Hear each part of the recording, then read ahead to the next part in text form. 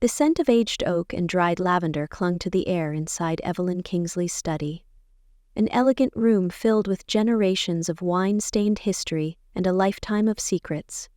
Just 3 days after her funeral, the family had gathered in hushed tones and stiff suits, but now the masks had fallen. Across the room, Nathaniel Roth stood, stiff and bitter, beneath Evelyn's portrait, his voice sharp enough to cut through the quiet. "You're not even her real granddaughter," he spat, the words echoing off mahogany bookshelves. "Only blood relatives deserve the Kingsley fortune." The words struck Sofia Delacroix like cold water. Her hand trembled against the back of the chair where Eveline used to sit, guiding her through vintages, history, and life.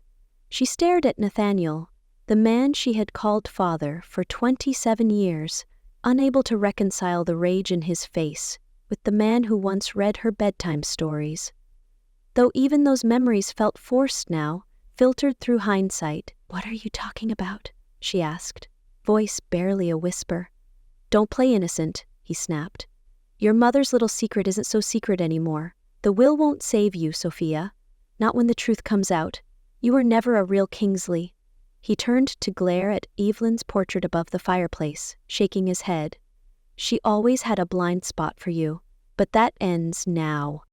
Sofia tried to steady her breath, the room suddenly too small, too heavy. Her grandmother had told her, just weeks before she passed, that Sofia would be remembered in the will and not out of sentiment. "You're the heart of this family," Evelyn had whispered, her frail hand warm over Sofia's. "The only one who truly understands what it means to protect legacy." That moment clashed now with Nathaniel's tirade, his venom not just meant to wound but to erase her altogether. "You really believe that?" Sofia asked, lifting her chin. "That only blood matters?" Nathaniel's eyes narrowed. "I'll be contesting any part of the will that includes you. Elodie is already working on it." Elodie Thorne, the family's long-trusted attorney and Nathaniel's closest ally, would ensure the challenge had teeth. Sofia's stomach clenched. The vineyard, the heritage, the late-night talks with Evelyn over old records and hand-drawn vineyard maps. It was all being stripped away with one cruel accusation. But even as the fear rose in her, so did something colder, sharper. If blood was what mattered, then perhaps it was time to question everything she'd been told about who she was and who Nathaniel truly was. Sofia remained in the study long after Nathaniel's footsteps faded down the hall, her thoughts spinning like a decanter of wine tipped too far. The walls around her, once comforting in their familiarity, now seemed to close in, silent keepers of lies. She sank into the leather armchair by the window, the same one Evelyn used to sit in during their Sunday talks. The room, soaked in warm afternoon light, offered no comfort now, only ghosts. How many times had she sat here as a child, legs swinging off the edge, listening to her grandmother speak about the Kingsley legacy. Evelyn had spoken of tradition, yes, but also of evolution. "We don't just inherit land and grapes," she had told her. "We inherit responsibility, stewardship, and love." Evelyn had made her feel like more than a name in a family tree, but now that tree felt like it had been uprooted, and she wasn't even sure if she belonged in the orchard at all. The memories came in a flood. Her 8th birthday picnic among the vines, when Evelyn gave her a tiny brass compass and said, "In case you ever feel lost." Or the time in high school when Sofia had chosen to write a thesis on 19th century fermentation techniques instead of a more modern topic, and Evelyn had proudly framed it beside a photograph of her late husband. But beneath those tender recollections ran a parallel current, one of unease. Nathaniel's disapproving glances at dinner parties, the way he introduced her at fundraisers with cool detachment, the subtle, persistent sense that she was being measured and always falling short. Sofia had long chalked it up to her refusal to join the family business directly, instead carving a career in cultural preservation and historical estate consultation.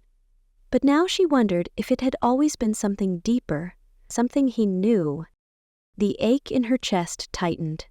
If she wasn't Nathaniel's daughter, who was she? And why had her mother never told her? She thought of the way Evelyn had held her hand at the hospital just before she passed. How, she'd said, the truth finds its way through the cracks, like roots under stone. At the time, Sofia thought it was metaphor. Now, it felt like a warning. Or maybe, a blessing. Either way, she understood one thing with terrifying clarity. Nothing in her life was as it seemed, and someone, somewhere, had gone to great lengths to keep it that way. The cafe was tucked away on a quiet corner in St. Helena, far from the grandeur of Rosabella Vineyards and the whispers that now filled its halls. Sofia spotted her mother, Amara Kingsley, seated at a wrought-iron table near the window, nursing a half-drunk cappuccino. She looked smaller somehow, less the poised, graceful woman Sofia had grown up admiring, and more like someone bracing for an impact she could no longer avoid. Her usually immaculate hair was pulled back hastily, and her pearl earrings were missing. An unspoken signal that today was not about appearances. As Sofia slid into the seat across from her, Amara looked up with tired eyes and offered a weak smile. "I never wanted you to find out like this," she said softly, fingers fidgeting with her wedding band. "Nathaniel had no right." The bitterness in her voice was a rarity. Amara, ever composed, rarely allowed anger to surface. Sofia didn't respond right away. The silence stretched as she studied her mother's face, looking for some trace of the truth, anything to anchor herself to. Finally she asked, "So it's true? He's not my father?"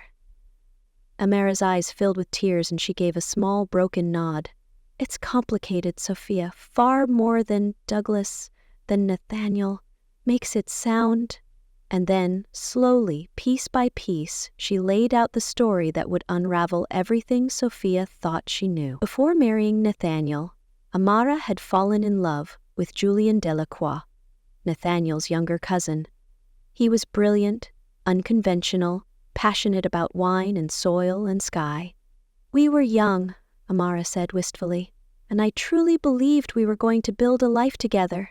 But then Julian was offered a prestigious fellowship in France, and they made the difficult decision to try long distance. Time and distance frayed their bond, and during a vulnerable moment, one she never forgave herself for, Amara had sought comfort in Nathaniel, who had always harbored feelings for her.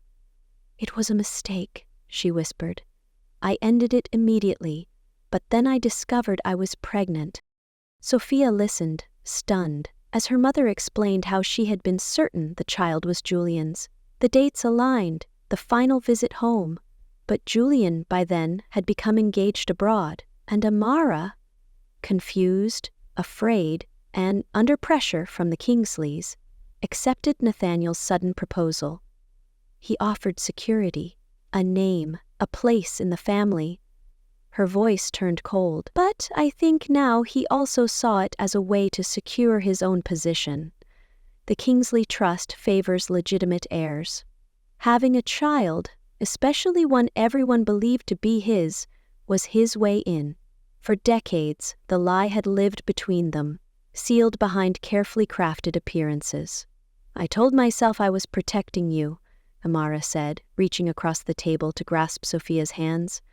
"But now I think I was just afraid, of losing everything, of losing you." The weight of the truth settled over them both like vineyard fog, thick, quiet, and inescapable. And Sofia knew, whatever came next, there would be no going back. Julian Delacroix's cottage sat at the edge of an old vineyard, its stone walls weathered by time and wind. The vines around it were smaller, less cultivated than those at Rosabella, but no less vibrant, wild, untamed, alive. Sofia sat in her car for several minutes before working up the courage to knock. The man behind the door looked both familiar and foreign, his dark eyes flicking over her face with cautious curiosity, his salt and pepper hair swept back in a casual disarray. "Sofia," he said after a moment, voice deep but gentle, "come in." He didn't ask why she was there. Perhaps he already knew. The cottage smelled of citrus oil and old books. Papers and journals covered a long farmhouse table, interspersed with vineyard maps, soil samples, and corks from past tastings. Julian handed her a cup of tea and gestured to a chair. "You seem burdened," he said, studying her with a gaze too perceptive to dodge. Sofia hesitated, then asked quietly, "Did you and my mother, were you ever in love?" Julian's expression didn't shift much, but the pause in his breath was enough. "We were," he said simply. "Once, a long time ago." She told him everything: Nathaniel's confrontation, her mother's confession, the looming will reading. When she got to the part about possibly being his daughter, Julian sat very still, his fingers wrapped around the tea mug. "I always wondered why Evelyn was so drawn to you," he murmured. "She never said it outright, but she had a way of seeing truth before anyone else did." Sofia couldn't help but feel both comforted and overwhelmed. "I need to know for sure," she said. "If I'm your daughter." Julian nodded. "Then we'll find out." There was no hesitation in his voice, no fear, only calm acceptance, and something deeper beneath the surface, a flicker of hope, a quiet ache. They arranged for a DNA test that day, discreetly, through a private lab Julian trusted from his research days. As they sealed the samples into an envelope, Sofia felt a strange mix of dread and relief. Everything was about to change. But for the first time, she sensed that change might not mean loss. It might mean finding a place where she'd always belonged, but never known. Julian walked her to the door, and before she left, he said, "No matter what the test says, you're not alone in this," and something in his voice told her he meant it. Elodie Thorne's law office overlooked downtown Napa, its sleek glass facade reflecting both luxury and cold precision. Inside, polished marble floors and minimalist decor reinforced a sense of calculated power. Sofia felt distinctly out of place in such surroundings, but she steadied herself, determined not to let discomfort show. Elodie, impeccably dressed in charcoal gray, rose gracefully from behind her expansive walnut desk, offering a smile that didn't reach her eyes. "Sofia, thank you for coming on such short notice," she began smoothly, motioning toward a leather chair. Sofia sat, unease curling in her stomach as Elodie settled behind her desk, folding manicured fingers together. "I assume you know why you're here," Elodie continued, tone neutral yet edged with subtle authority. Sofia met her gaze without flinching. "Nathaniel wants me to drop my claim." Elodie inclined her head slightly, seemingly appreciative of Sofia's directness. "Yes, precisely. Given recent revelations about your parentage, Nathaniel believes it prudent and beneficial for you to reconsider your position regarding the Kingsley estate." She reached into a drawer, sliding a crisp sheet of paper across the polished surface. "This is an agreement," she explained calmly. "By signing, you waive all rights to Evelyn Kingsley's estate, as well as any future claims to Rosabella Vineyards. In return, Nathaniel is prepared to offer a generous one-time settlement of $250,000. The figure stared back at Sofia, bold and uncompromising. The implication was clear. This was the price of her silence, of walking away quietly. A part of her recoiled at the audacity. Another part felt profoundly hurt that Nathaniel would so casually place a monetary value on their shared history. "Why would I accept this?" she asked softly, fighting to control her voice. "Evelyn specifically mentioned me in her will." Elodie leaned back slightly, a carefully rehearsed expression of sympathy on her face. "Sofia, these matters aren't always straightforward. The Kingsley Trust contains strict provisions about biological legitimacy and blood relations. Nathaniel intends to challenge your inclusion, and these legal battles can drag on for years. Consider your career, your reputation. Do you really want to risk everything for an uncertain outcome?" The words were polite, measured, but Sofia recognized the veiled threat beneath them. Nathaniel and Elodie had already constructed a legal narrative designed to isolate her, painting her as an outsider greedily grasping at a fortune she had no claim to. The idea filled her with quiet fury. She shook her head firmly. "I won't be intimidated or bought out," she declared calmly. "If Nathaniel truly believes only blood heirs deserve the Kingsley inheritance, perhaps he should examine his own qualifications more carefully." For a split second, Elodie's composure slipped, a brief flash of uncertainty crossing her features. Then the mask returned, but the damage was done. Sofia had glimpsed a fracture in their careful facade. "Be careful, Sofia," Elodie finally warned, her voice cooler now. "Nathaniel's reach extends further than you realize." Sofia stood up, smoothing her skirt with deliberate calmness. "So does the truth," she replied steadily, turning to leave. Outside, beneath the clear Napa sky, she breathed deeply, knowing this was only the first volley in a fight that would test her courage, integrity, and resilience like never before. The email arrived 2 days later, early morning sunlight streaming through Sofia's apartment windows, casting faint patterns across her kitchen counter. Her hand shook slightly as she clicked open the encrypted attachment. She scanned past lines of dense scientific jargon until the final, conclusive phrase leaped off the screen in stark clarity. Probability of paternity, 99.99998%. Julian Delacroix confirmed as biological father. Her breath caught, relief and a strange sadness intertwining within her. Nathaniel, the distant figure she'd called father all her life, truly held no biological claim over her. Yet now, unexpectedly, she felt a growing sense of peace. Julian Delacroix, gentle, genuine Julian, was undeniably her father. For the first time in days, she knew with certainty where she stood. She picked up her phone, dialing Julian's number before she could second-guess herself. He answered on the first ring, as if he'd been awaiting the call. "It's positive," Sofia said softly. There was a pause, the line carrying only Julian's quiet breath for a heartbeat. "Sofia," he finally said, voice thick with emotion. "Part of me already knew, but to actually hear it..." He trailed off, gathering himself. "You deserve the truth, and everything it brings with it." They met at Julian's cottage later that morning. Sunlight dappled through old grapevines, highlighting his humble vineyard. Julian spread out a series of carefully preserved documents across his rustic oak table, old letters, legal copies, and faded family photographs. "There's more we must consider," he explained thoughtfully.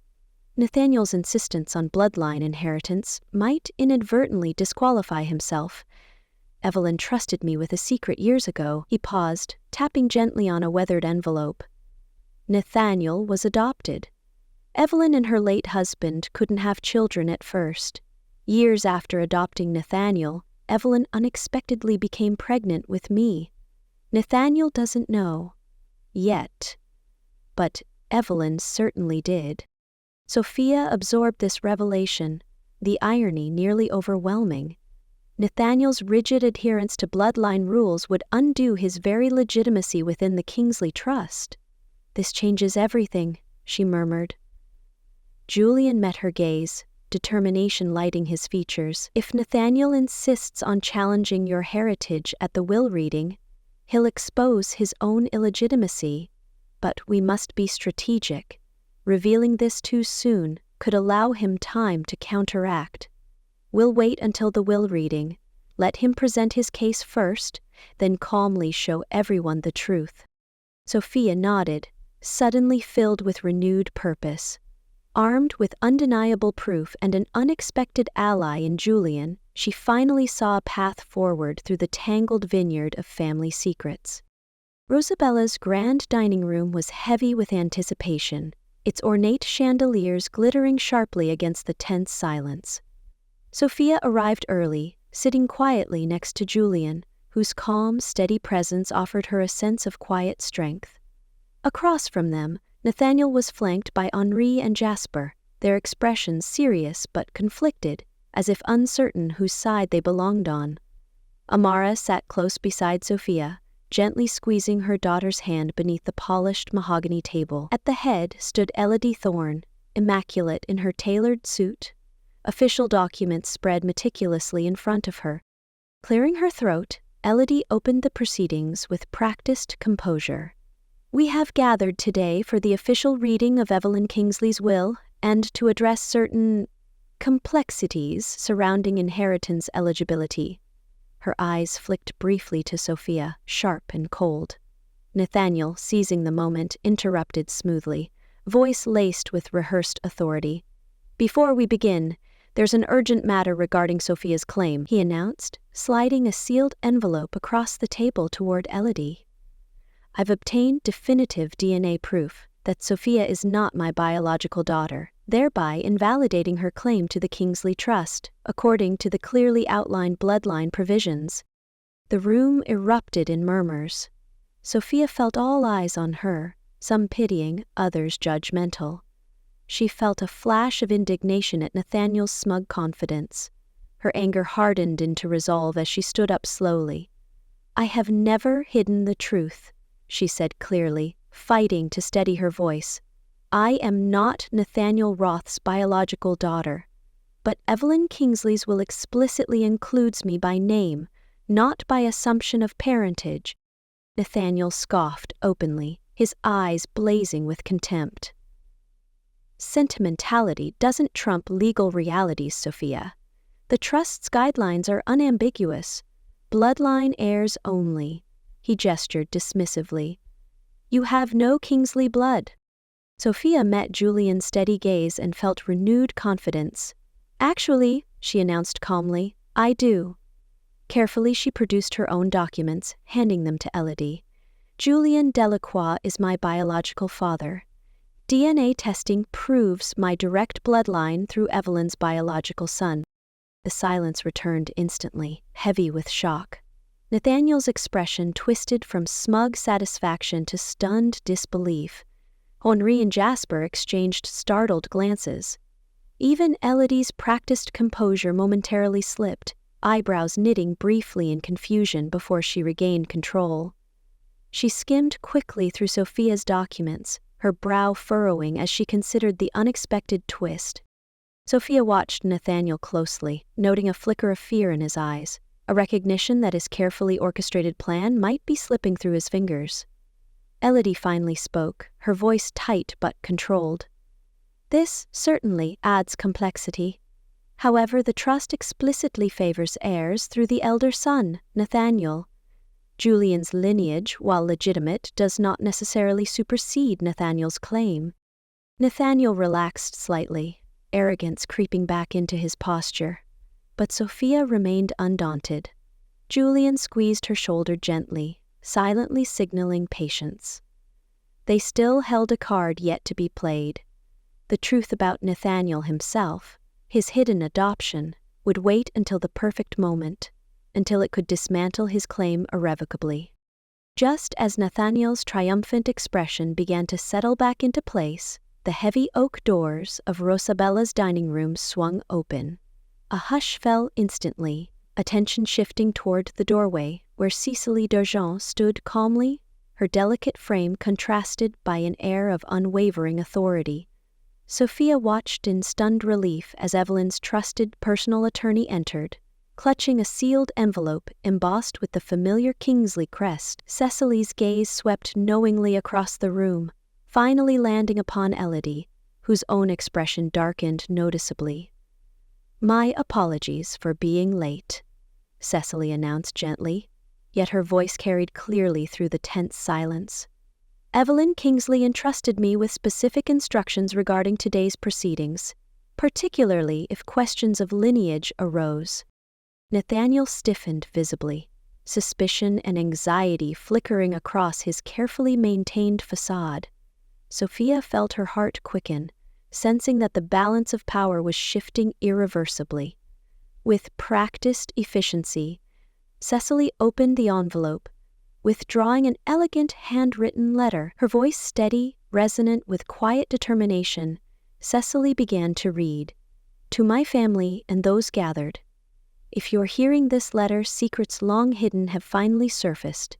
It is true that Sofia Delacroix is not Nathaniel Roth's daughter, but Julian Delacroix. I have always known this truth. But there's another truth you must all now confront. Cecily paused, meeting Nathaniel's gaze steadily. Nathaniel Roth was adopted into our family as an infant, after my husband and I struggled for years to conceive. We loved him deeply and raised him as our eldest son, but biologically he carries no Kingsley blood. Audible gasps filled the room, cutting sharply into the shocked silence. Nathaniel's face drained of color, horror and disbelief contorting his refined features. Elodie sat frozen, the strength of her legal argument dissolving beneath the undeniable revelation. In accordance with Evelyn's specific instructions, Cecily continued calmly, the Kingsley Trust's bloodline provisions must now recognize Julian Delacroix, and thus his biological daughter, Sofia, as the legitimate heirs to Rosabella Vineyards and the associated family assets. Evelyn made clear that legacy is defined not merely by blood, but by character, and it is Sofia's integrity, compassion, and dedication to preserving our heritage that make her the true steward of the Kingsley legacy. Sofia felt tears pricking her eyes, overwhelmed by relief, vindication, and a profound sense of gratitude toward her grandmother's foresight and courage. Nathaniel sank slowly into his chair, his empire of deceit unraveling irretrievably before him, finally forced to reckon with the bitter irony of his own rigid insistence upon bloodlines. In the moments after Cecily finished reading Evelyn's final letter, the silence within Rosabella's grand dining room fractured into a chaotic symphony of murmured reactions and sharp exclamations. Nathaniel abruptly stood, chair scraping loudly against polished wood, his expression twisted by humiliation and rage. "This is absurd," he spat, voice shaking as he glared venomously at Sofia Julian and finally at Cecily herself. But his outrage found no support, only awkward silence and uneasy glances away from his fury. Elodie Thorne, her face pale and composed veneer crumpling, hastily gathered her papers. Nathaniel's once trusted ally now distanced herself from his spectacular fall, knowing her reputation was irreparably damaged. Nathaniel stormed from the room, the echo of his angry footsteps fading into stunned quiet. Sofia's half-brothers, Henri and Jasper, exchanged troubled glances before approaching cautiously. Henri spoke first, regret coloring his usually confident tone. "Sofia, we had no idea. All these years, father. Nathaniel, he convinced us. We were blind." Jasper nodded solemnly beside him, adding softly, "You've always been our sister. Perhaps now, without Nathaniel's shadow, we might finally act like it." Sofia recognized the sincerity in their eyes and felt something loosen inside her chest. The betrayal she'd experienced didn't extend to them. They had been victims too, shaped by Nathaniel's ambition and manipulations. Amara quietly took Sofia's hand, her eyes glistening with unshed tears, silently conveying both apology and pride. "I should have protected you from all this," she whispered, voice trembling with emotion. Sofia shook her head gently. "You did what you thought was right. Maybe now we can build something honest between us." Her mother smiled weakly, squeezing her hand in gratitude. Outside, beneath Rosabella's ancient oaks, Nathaniel lingered bitterly before driving away, defeated, toward an uncertain future marked by shame and isolation. Meanwhile, Elodie faced swift consequences. Her reputation in Napa's tight-knit circles, built carefully over years, was shattered by complicity and deception. Word of her actions would ripple through the community, dismantling her credibility overnight. As the remaining family members dispersed into smaller conversations, careful whispers of reconciliation and shared disbelief, Sofia stood quietly beside Julian. Together, father and daughter surveyed the aftermath of revelations that had reshaped their family forever. Though sadness lingered at the destruction left behind by years of secrecy, Sofia recognized something else. hope. The painful truth had finally surfaced, clearing space for healing, connection, and perhaps, eventually, forgiveness. Evening settled gently over Rosabella Vineyards, bathing the vines in deep hues of amber and rose gold as twilight approached. In Evelyn's study, Sofia stood quietly by the window, breathing in the comforting scents of aged books, lavender, and oak, aromas that still held traces of her grandmother's quiet wisdom. Behind her, Julian sat comfortably in Evelyn's old leather armchair, thoughtfully gazing around at decades of family history preserved within these walls. After a silence filled with quiet reflection, Julian finally spoke, his voice gentle yet resolute. "So much damage caused by one secret," he murmured softly, "and yet—" Evelyn seemed to anticipate this very moment. She always believed truth had a way of prevailing. Sofia turned, meeting her father's gaze, feeling a swell of gratitude and sadness all at once. "I think she knew exactly how this would unfold," she replied softly, running her fingertips over Evelyn's handwritten vineyard notes scattered neatly across the polished mahogany desk. "But she trusted us to find our way through." Julian nodded, a soft smile warming his expression. "She trusted you, Sofia. Evelyn saw in you a strength, one tempered by compassion and integrity, the kind of strength that can heal what Nathaniel and his lies tore apart." Outside, the vineyard stretched toward the horizon, its neatly tended rows promising renewal and growth. Sofia understood that Rosabella was not merely land and legacy, but responsibility, one Evelyn had carefully prepared her to shoulder. She took a deep breath, straightening her shoulders decisively. "I want to rebuild this family," she said with quiet determination, "not around bloodlines or outdated traditions, but around honesty, around respect and genuine love for what Evelyn created here." Julian's eyes softened with pride, his voice quiet but sure. "Then, I will be here, right beside you, every step of the way." In that shared understanding, something shifted profoundly within Sofia. Acceptance replacing doubt, certainty pushing aside confusion. Her grandmother's legacy would live not in the cold definitions Nathaniel had insisted upon, but in the careful stewardship and earnest love Sofia now vowed to embody.